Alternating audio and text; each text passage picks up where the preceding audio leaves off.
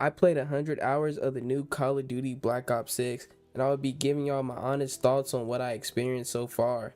I will cover multiplayer, zombies, and of course the campaign. The campaign may have spoilers mentioned, so quick disclaimer to do as you must with this information provided. Don't say I didn't warn you.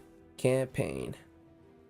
First, I'll go over the campaign because that is the first mode that I decided to play so I could get a feel for the new game and the new movement mechanics that came with it. I don't know if it was just me, but the black guy on the cover, he actually looks fire. He looks cool. Definitely had to point that out before I jumped into this first mission. We are assigned with, and that is Bishop Takes Rook. Although the first mission was great and I can't regulate any major flaws in it, I must say this, even though majority of the community feel this way as I do, the game looks absolutely amazing, and I find it absurd that you can only play this game online or through internet access. Even though you are playing single player mode or a campaign, you must have access to the online servers. When my shaders finally decided to render, I jumped straight into the campaign. Okay, I had to point this out, but woods look cool too. Like, I'm glad he's back, and even though he's voiced by a completely different person altogether, he still gives me good vibes and he pulls it off extremely well. Also had to point out that this dude looks oddly similar to Dr. Monty for BL3. It turns out Dr. Monty is interrogating us to figure out what happened on our first mission. Marshall was assigned to bring in a suspect alive but failed to do so. Now he has to explain his side of the event, which is the first mission we are presented with. We set up an ambush to obtain our target, so now it's time to evacuate as planned. As we're fighting on a beach, I found this section really easy. Just seemed like you rarely got shot at by enemies. Then they just kind of feel way too easy to take out. I mean, I get it. It's a little tutorial to get familiar with the game, but Treyarch double downs on that and throws you a bunch of equipment. So I kind of just used all of that to take them out and didn't really have to worry about anything. Next thing you know, my boy Adler pulls up to say what's up, but not in the way we thought.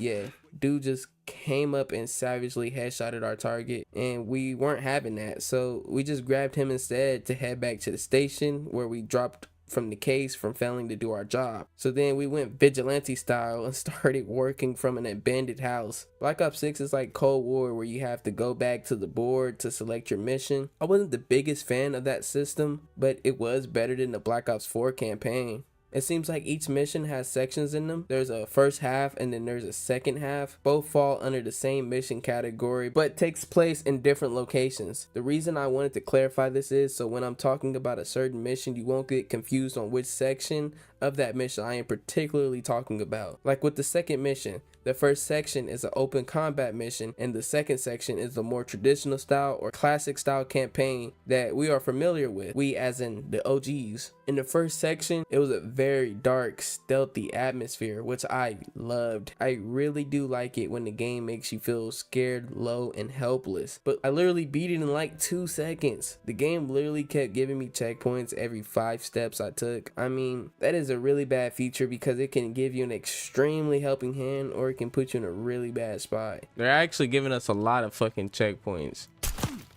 We smeared his shit all over the wall. That was gruesome. Windows are open. And I want you to remember this for later. There is a reason why I'm bringing this up. Even though I beat the section really quick, I somewhat like the structure of this open combat mission. Like, because you get assigned to get to the top of this high point at a gated building to take out a target and then escaping. The reason I like this is because it gives you different options to get to that high point and gives you the option whether or not you want to go stealth or loud. So you can take multiple ways to get to your destination, along with new options to take out your enemies along the way. Now I know some might feel offended that I said that or feel that way, but I still prefer the classic and traditional style campaign any day, point blank, period. This is a step in the right direction when dealing with the open combat, and you know it. It is 10 times better than what we got on our previous title. So I can say thumbs up to that. Like I said, the second section is more fun because it's the more of the traditional style. The mission is basically got us like running and gunning through a building to take out a target that is fleeing away from us. You know, as I got to my target, finally cornered with nowhere to go, I came across this particular enemy that was bent over the counter. Wait, what? Damn, nigga. What the fuck? Damn. Who did this to you, homie? I can only imagine the torture and pain and suffering the individual had to go through. It is truly a detriment. There's no real problems with the second portion other than the target being an actual tank. I mean, this dude is literally swallowing these bullets, man. Felt like I was shooting beanbags at this man, or blanks. Wait, pause. Anyways, it's time to get to the next mission. The first half of that section was open combat as well, and I didn't really like this mission. You have to be discreet and act undercover at this event. You were presented with two options to either go to the stage to extract certain information from a person, or do it discreetly by going to the dry cleaners and finding a note in the coat. And I chose the note in the coat because it seemed more of a challenge and interesting. The enemies in this sections were pretty terrible, and I mean, they all had one pattern movement to follow and didn't even look around much. I'm not gonna lie, I was really disappointed in the section and wanted more out of it because it really more thoughtfully and thoroughly. I'm not gonna lie, I'm not trying to be harsh, but the second section of this mission literally feels kind of bland. It was more the traditional style, and we're running and building to extract information and then leaving. Nothing really stood out about it other than the fact that I got stuck on this one part and I kept getting one-tapped. There's enemies everywhere, and for some reason one bullet was killing me every single time. I may have got stuck on this part for at least 30 minutes or longer. I was genuinely getting frustrated, but not as frustrated as I got on the next mission. This mission is a buzz kill, and I really suggest you to tighten your seatbelt to get ready for this, because this mission is oddly similar to MW3's campaign. This mission takes place at like a desert or something, I don't even know. I mean, it feels like we're in the middle of nowhere. This map is pretty big and it looks like half of a Warzone map. They have these small objectives around the map that you can do along the way while taking out the three main objectives. I mean, the map is literally so spread out that they give you a vehicle when starting. I mean, overall, this mission is very bland. It doesn't have any distinct personality at all. And after I finished my first objective, I was unaware that you could teleport back to your main setup camp to respawn another vehicle. So I ran all the way across the map to the next objective, and that took literally almost 20 minutes. Okay, I might be over exaggerating a bit, but it literally felt like 20 minutes. But after completing the second one, I went ahead to complete the third one at the site. They put so many enemies and I was so tired of dealing with them. So on the third one, I was just going to be stealthy and take out the objective to not deal with that many enemies. But you remember that first mission, how I was talking about the checkpoints and how it could mess you up? Well, it did. It gave me a checkpoint right in front of the enemy as I was getting caught. So I couldn't do nothing, and I got stuck in a death loop for a second before managing to run like hell off one of my spawns to break the loop finally. Overall, I just didn't like the mission. It was very boring, bland. The second half, I mean, they did better, but only because it wasn't an open combat mission. Literally, when you get into the second half, they dropped you off in the middle of a shootout. Like, this starting location is crazy. They could have made it to where you got out behind the truck to where you were already in cover, but no, they just throw you in front with no cover, and you're already getting clips dumped into you. This is another traditional style, which I liked, but it just seems like they're all the same. When I say they're all the same, I'm not talking about, like, you know, combat wise. It just seems like the buildings look kind of familiar and similar, and when you're going through them and stuff. I mean, the only thing that is different about this section is it requires you to shoot your way through men before reaching the top of a building just to fend that off before being exfilled. This mission, I was pretty fed up at this point, and I was tired and decided to end stream. I had 2 main missions left and decided to complete them on the next stream to come back with more energy and a better mindset. The day came around the corner so quick, and I was ready to play again. I would click on Call of Duty and load it up, and I would come back to nothing but disappointment. My game restarted and converted back to default settings, which isn't a problem because it's happened to me before, so I don't mind. But when I came back to the campaign to load up my mission, I realized that I lost all of my progression. For some reason, the game just decided to just delete everything. I was highly upset at the point to where I didn't want to play the campaign anymore. This really sucks because I lost 5 hours of progression. I wanted to play zombies and multiplayer to cap off my review, so hopefully I can come back to playing the campaign sooner or later. But as of right now, we must move forward to zombies. Liberty Falls and Terminus is the maps that was given to us on launch. Before talking about these maps, I just wanted to say that zombies this year is just a grind. There is so many things to upgrade, unlock along your journey. First, we can upgrade weapons and attachments, and we can start off with the weapons and attachments of your choice. You can also upgrade your perks, field equipment as well. And off experience of playing, I noticed that you also level up pretty slow as well. There's a lot of complaints about that, so you'll have to play a lot of zombies to get your weapons upgraded and get your perks and augments and etc. Also, I noticed that they made zombies this year actually pretty difficult. I'm not sure if they did that in the right way or not. Your guns get pretty weak in the early rounds, and it kind of forces you to hurry up and upgrade them and use your tiers or pack-a-punch your weapon. Your weapon still needs upgrading because it just seems like as soon as you do, your gun goes right back to being weak the next round. So you definitely want to have your legendary pack 3 by at least round 25. I also realized that you need armor pretty bad in this game. Like literally running without it can cause you to go down in like a hit or two. The zombies are pretty good at getting some hits in on this game. I mean, I was trying my hardest sometimes to avoid getting hit and I still got hit. The point system in BO6 is basically the same as BO4's, but in this game there are 2 point systems, your essence and your salvage. Your salvage points is basically the point system to buy like pack-a-punch and doors and you know the main functions, while your savage points focuses on your tier levels, your guns, putting different mods on your weapons, and going to the craft table to use different items and equipments. When it comes down to essence points, you don't get the actual points until after the kill, which makes it harder to build up on points in the early rounds, so you have to really decide on which perks or which upgrades do you actually want to get. When it comes down to the savage points, I mean, they drop extremely slow. I mean, I'm getting legendary guns until like round 20. Like I don't understand, but because you won't have no savage to spin, I will say that they definitely improved on the point system since Cold War. But I would like the essence to at least go back to normal to where you get points off each bullet hitting your target. Another key point that I like about zombies this year is that different weapons have different abilities. So some weapons can become explosive or change how the weapon fires in general.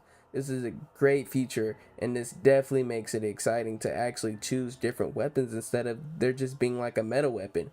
For example, in Cold War, people either just chose the shotgun or tactical rifle because the scale damage had greatly surpassed the other ones. So if all the weapons do the exact same thing, but there are 2 stronger ones that, you know, slightly better than the others, then of course people are going to choose that option because it would clearly give them an upper hand in the game. Well, in BO6, it kind of feels like the weapon balancing is pretty good. I feel like all the weapons are different and different features to make them unique from one another. That definitely pushes players to go outside of their comfort zone to use different weapons. I will say that I just casually play these maps, and quite frankly, I actually don't have that much zombies experience when it comes to this game. I honestly just play multiplayer because that's the type of player I am. So I'll just give you rundowns on my first impressions while playing these maps, and I decided I wanted to jump into Terminus first. And my god, the atmosphere is scary. This definitely gives off creepy vibes, and I'm awful. The skybox looks pretty impressive. The map is a good size, and I don't mind the spawns. It's extremely hard to reach teammates when they go down on the other side of the map. I'm not gonna lie, your best chance is to probably pop anywhere but here gobblegum and hope that you can land closer to them. I feel like the zombies is actually pretty well balanced in this game for sure, but speaking of zombies, I think you know exactly where I'm about to go with this. But can we all just agree that the mini boss zombies are just too much? The constant back-to-back spawning is crazy. There'd be like 4 of them chasing you at a time, and as soon as you take one out, guess what? Surprise, surprise, another one's coming to get you, bruh. I'd say just tone them down a little bit, and if not, just make them slightly weaker. And now for the abomination. I actually don't mind them too much. Yeah, they're super tanky, and you gotta dump every single resource you have into them. Just a personal preference, but I like being chased by them. It keeps me on my toes. It keeps me ready. I'm always paying attention to my surrounding. It gives me that good relief, finally, feeling when killing him. There are 3 generators on the map. You have to turn them on in order to get power or the pack-a-punch. Pack-a-Punch. I'm not tripping that there's 3 generators, I just wish that there was kind of more. Hear me out. This might sound a little extra, but I just wish they could have innovated the other islands more outside of the Easter eggs. I noticed that I only leave to go to those islands if, like, you know, if it was for an Easter egg or if the box moved off the main island. Other than that, it gives me no intentions to actually go to these mini islands on the map. Speaking of all the mini islands on the map, other than the main island, they are all compact and small, which makes it really difficult being over there for a long time. And the only one that's actually a good size is the ship. And the reason I didn't clarify that is because the ship is, you know, it's not an island, it's a ship, obviously. Overall, Terminus is a great map, and I'm glad it was the first map that I chose to play, and I will give this map a 7 out of 10, which is really good for being a starter map, especially for nowadays Call of Duty games. But now we shall jump into Liberty Falls. No, I won't be going into like crazy details about this map because like how basic it is, but I will dabble in a couple of changes that can make this map better. Now I know that it is supposed to be like that casual, you know, experience, so I'm not saying, you know, we gotta make it crazy harder, but we could add a couple of things that could spice up the map in my opinion. But before we get into that, we have to salute Liberty Falls because people thought this map was gonna flop, and you know, people thought this map was gonna be the worst map ever, but little did they know this map actually became fun, an easy map to play on. I mean, I beat the Easter egg on my first attempt, and that should say a lot. Overall, the Easter eggs are really simple, fun to do. It doesn't take that much effort. Realistically, you can get it done in like 10 minutes setting it up. The map is very small, so it doesn't take that much running around to set it up. It is a fairly simple task. I think that we all know by now that Liberty Falls is like set in a town and essentially one big loop. There's like plenty of spaces to train, and the map is very easy to remember, unlike Terminus. Liberty Falls has boss rounds, which are the vermin, and if you let these things swarm you, you will die. Like, the vermin is pretty good in this game. I think they are extremely well balanced, and I really like this enemy. They also have mini bosses, as they should, but they actually spam those way too much. Like, it's worse than the Terminus map. Way worse. Like, there are clips of like 10 of them being out at one time. It's absolutely crazy how much they are spammed, and it just looks more than what it is because like how small the map is. So it's super annoying. It just feels like they're always everywhere and they're always targeting you, and it makes it harder, but in a tedious way instead of a challenge. I think a more simpler way of making this map challenging, instead of spamming those enemies, is to swap the ammo box locations. And you're probably thinking, it's such a weird thing to say, but look, majority of people wish that you could actually interact with these buildings around you, but instead most of them are just show and tell or a spawn location for enemies. Instead, we should use those buildings to put ammo crates in it. Not only would that make buildings actually being used, but it could make getting ammo a risk and reward. People say that max ammos feel useless in this games because the ammo crates, but if we put the crates in risky locations, it would make you think twice about buying that ammo or holding off until you get that max ammo. I say the same thing goes with the Pack-a-Punch. Honestly, it's in a perfect location, but if they blocked off that back right corner to make the room a simple one way, it would make getting Pack-a-Punch more riskier, to where you have to decide if, you know, Pack is worth it at the time. Then if you decide to do the Easter egg and you beat it, I feel like that back corner should open up without being paid for over there, so that you can just have that casual playing experience without being stressed after your Easter egg. But this is just a casual map, so you know, it's not a big deal, and it honestly wouldn't make that much of a difference if these features that I implicated was added into the, but it is still good food for thought. I mean, I'd give Liberty Falls a whopping 6 out of 10. Some good old multiplayer. You don't know how much I missed you. Before we jump into talking about the multiplayer, I just need to address that we will not be discussing skill-based matchmaking, because, you know, we're all aware that it's in the game and it's not going anywhere, and it could also be a good topic for a different video in the future one day. I won't go over every map, but the ones that I do go over is coming from a search and a story perspective, because that is the only game mode that I'm interested in playing. I know that COD can play differently depending on which game mode you're playing, so I just wanted to point that out. Speaking of game mode, it's actually a perfect time to talk about the new one brought in Black Ops 6. It's called Kill Order, and it's probably my second favorite game mode as of right now. If I'm not playing Search and Destroy, you'll probably see me playing Kill Order or Nuketown 24/7. I'm actually really glad that they made this game mode, like, because I feel like we needed a new one. And this game mode requires you to protect your HVT. To be honest, I have no idea what that even stands for. All I know is that you have to protect your HVT while trying to take out the other teams. Each time the HVT dies, it would be extra points counted towards the scoreboard, and the new one will rise upon that team. The HVT is equipped with 3 armor plates and an extra 3 as backup. I would really suggest trying it for yourself because it is a true fun experience, especially if you have a full squad. A lot of complaints I was seeing on launch about the MP was the score streaks. I don't think people mind score streaks themselves. I think that they're fine at least, but the system that comes with it. The score streaks doesn't just go off your kills, but it goes off your score as well. Each kill equals 100 scores. You can also get your score by playing the objective. People were complaining that you get your score streaks way too slow, or you have to get a lot of kills just to get them, but that's just not the case at all. I mean, I was easily getting my score streaks by holding down objectives while getting my kills. You know, for instance, the chopper gunner is 1600 points, so people thought that you have to get 16 kills in order to use it. But when you're playing the objective, realistically you can probably cut that kill rate down in half. With all honestly, I'm feeling the new classic prestige system, and it takes 10 prestiges to completely max out. I'm not mad at that because you know you actually level up so slow in this game. Wait.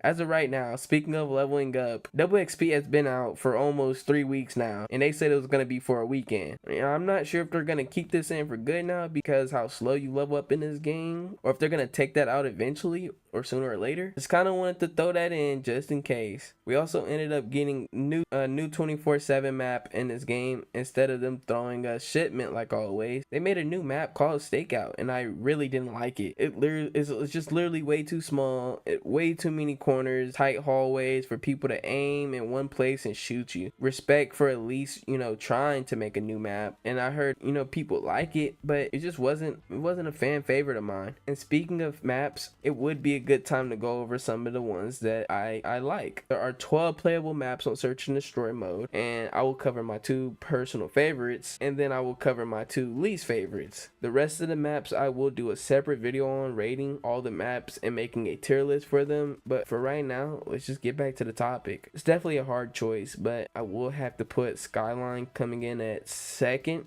because honestly I like the options that you have while maneuvering through these maps. Like, they give you levels of the maps, like there's a first floor, a second floor, and then an underground floor, and you can choose the options of going either way. Like you can go left, right, down, up, straight, right through the middle. Like this map is designed well, and there are plenty of corners and cover to avoid enemy fires. And then coming up, probably at first place, definitely has to be the one and only Subsonic. This is a really small map that is really fun to play, and even when I'm having a bad game, I can still encounter someone to at least get at least 1 kill. I feel like no matter what you do, you will at least come across an enemy every round, which I like. A small, simple, basic search and destroy map. And now with the map coming in last place, as my least favorite map, has got to be Red Card. This is by far the worst map to play Search and Destroy mode on. The map is fairly skinny, and it's just way too long, and it just seems like there's no cover in the middle. I feel like it's just way too big, and I feel like it's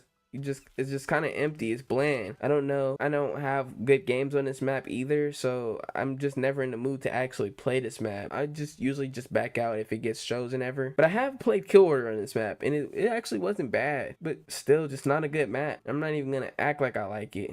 Man, some people are not gonna like this one, but the map that will stand right next to the worst map in this game has gotta be Lowtown. I mean, I do not like this map even in the slightest. I am not a fan of being in water in multiplayer, so that could be like a key component to why I feel this way. But also the layout of the map just seems kind of wonky. I mean, every single time I play this map, I go down the exact same side just because I don't like the layout of the map, which gives me the same experience in the end. I think it's mainly because I play Search and Destroy destroyed. So if I get killed by someone I can't see hiding under the water, of course I'm gonna be a little mad about it. But now let's talk about the weapons. They're balanced extremely well in this game, and I wanted to share my thoughts on the camo system as well. The reason why I didn't talk about the camos and zombies is because they kind of go hand in hand with multiplayer, so I figured I'd just talk about them at the same time. The camo grind are basically the same thing, and they look the same. And a few different things about these camos is the basic one, they have the same pattern, just different color patterns to them to tell the difference between whether or not it's multiplayer or zombies. You get these basic camos by getting headshots slash critical kills, and then you have your special camos, which is literally just 2 of them, and their patterns are the exact same for both game modes as well. They have different color pattern, but I mean they still look the same, and it's different on how to attain them as well. Like for example, one of the special ammos for multiplayer is you have to get a certain amount of kills without taking any damage, and for zombies you have to get a certain amount of kills with your mod weapon on. But then you have to get your mastery camos, which actually looks different from one another, color scheme wise and pattern, so at least that part's different. I wish that the camos were a little more difficult to achieve, and I wish that the basic camos looked better. I mean, I get it, they're basic camos and they're gonna be whack and AI generated looking, but at least make the later unlocked basic camos like different from the early unlocked ones. I wish that they could have at least made, you know, different basic camos for different weapons as well too, but they're just all the same camos in the same exact order for all your weapons. For example, like in Black Ops 2, the basic camos looked fire and different from one another, so it actually gave me the confidence and the courage to get some of those camos. But if I do grind to get these different camos, it would be simply to just get gold, diamond, and black matter, because it just seems like the most important and the cool camos that you can get. The guns in multiplayer isn't bad, and I think that the weapons are extremely balanced, like I said, and they are all but in their own way. I find that I play differently with all the weapons, whether it's from me switching up my playing style or from me putting different attachments on these weapons. I mean, the weapons are different in this game, and that usually type of gun kill me without even looking. Like in Cold War, I couldn't tell what gun was killing me unless I looked at the kill feed or the kill cam. In this game, for some reason, I have pretty good idea. One thing that do suck about these weapons is sometimes the scale based damage is terrible. I don't know if it's just the weapon thing or if it's like the scale based damage thing, but I just figured I have to put them in the same section, because sometimes I find myself dumping clips into enemies, and then sometimes it takes like 2 or 3 bullets, and it's extremely bipolar, and I don't like it because it can cost me the round or even the game. And this is a big problem that everyone is talking about, and I hope that Treyarch can fix this problem, or at least address it. This has become such a big problem to me that I just started playing hardcore. I mean, that's all I play now, because I just refuse to dump a whole clip into someone as if I'm playing Warzone. The last time I played a hardcore mode heavy was in like Black Ops 1, so it's been like close to 15 years since I played competitively. Me personally, I'm not complaining because I don't have an issue with hardcore mode, and I actually like it in this game, but this problem has to be fixed for all the people that doesn't like to play hardcore mode. Even I was hesitant at first to switching over to hardcore mode, but I just couldn't stand playing core anymore. And if casual players are thinking this way, then you're gonna end up losing a lot of player count quick. Also wanted to address the server connection issues. I've seen many other people complaining about it, and when I first got the game, I got it on Game Pass, and I was playing it for free on my PC, and it ran smooth. I had no problems with it, other than, you know, a few times it crashed on me. Then after the first of the game being released, they did that patch note update, and it literally just broke my game. I started having crazy server issues, crazy problems with the game, and then I just lost all my progression on campaign. At this point, I was getting crazy packet burst too, and packet latency like crazy. The game literally became unplayable to me on my PC. I thought it was just, you know, the Game Pass issue, so I ended up just purchasing it on Steam. My campaign didn't come back, and I was still having the same issues that I was having beforehand. I still wanted to play the game so bad that I was forced to just buy it on the PlayStation 5 to where I wouldn't have these problems anymore, but I still had to buy the game 2 times, which sucked because I didn't even want to buy it 1 time. Either way, I was hearing a lot of people having these problems on PC playing this game, and I wish that Treyarch could look into the game on PC so that players can have the experience to play the game.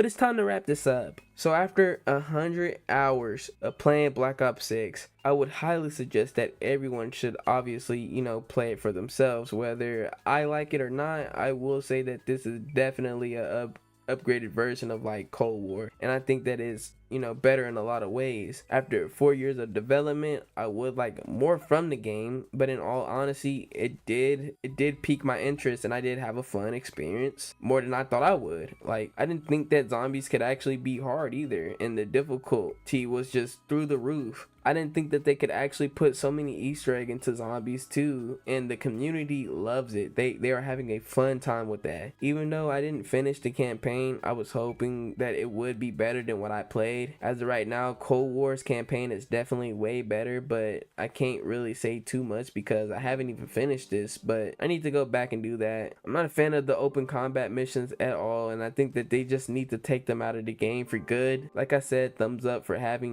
better open combat missions in this game than what we got in our last one though. Then for multiplayer, I wish that we could have gotten better maps because all of the maps just seem mid, and none of them are jaw dropping, and neither are the camos. After 4 years of development, we really got mid maps, and I'm just not too thrilled about that. But the weapons and the movements are really good, and that's the most important thing about MP. We could also get better maps in the future with DLC, so hopefully we see that one day as well. And then the servers kind of just go across all game modes, so improvement on that will just help the game in general. So after 100 hours of playing a $70 game, is it worth it to purchase the game twice? Absolutely no chance in a million years. No. But is the game worth buying once at full price? I still have to say no. You could get the similar experience playing Cold War if you already have that. At the moment, I don't see the reason on why you should upgrade unless you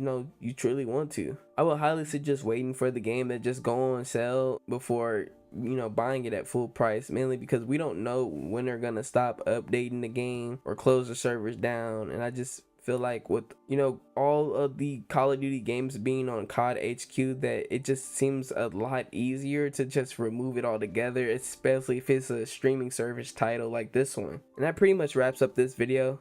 It was your boy QjSaucey. Peace.